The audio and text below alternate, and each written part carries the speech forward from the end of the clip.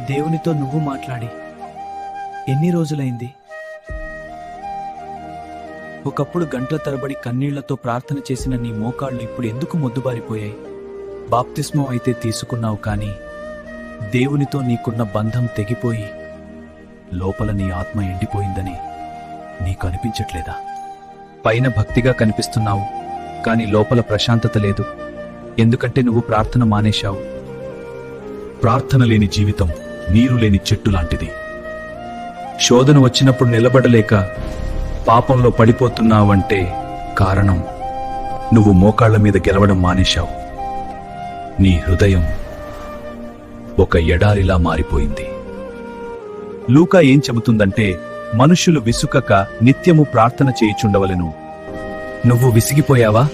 లోకపు పనుల్లో పడి తండ్రిని మర్చిపోయావా? ప్రార్థన లేకపోతే నువ్వు అపవాదికి సులభంగా దొరికిపోతా. నీ గదిలోకి వెళ్లి తలుపు వేసుకో. ఏడుస్తూ దేవుని పాదాలు పట్టుకో. ప్రభువా, నా ప్రార్థన జీవితాన్ని మళ్ళీ వెలిగించు. నీతో నేను మాట్లాడాలి. ఆరిపోయిన ఆ దీపాన్ని ఆయన మళ్లీ వెలిగించడానికి సిద్ధంగా ఉన్నారు.